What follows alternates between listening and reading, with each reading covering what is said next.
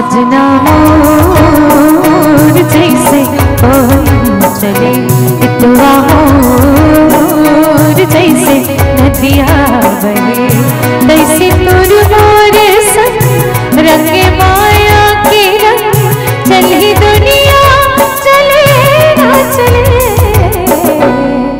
सजना मोर जैसे पवन चले, इतवा मोर जैसे नदिया बहे, तैसे तुर मोर संग रंगे माया के रंग, चली दुनिया चले ना चले।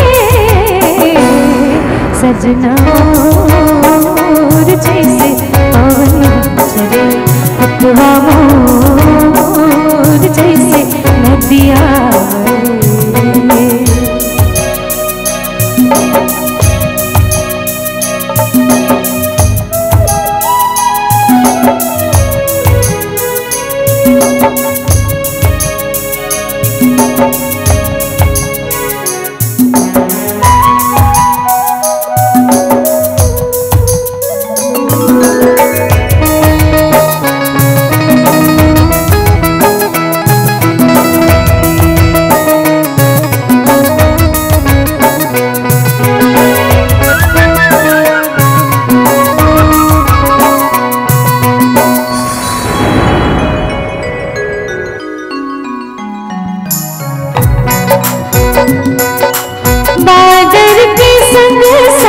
चमके बिजुरिया संग संग खेले जैसे संगे चहुरिया,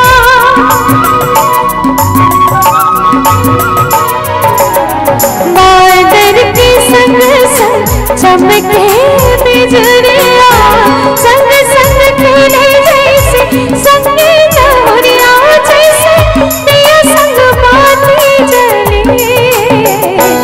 सजना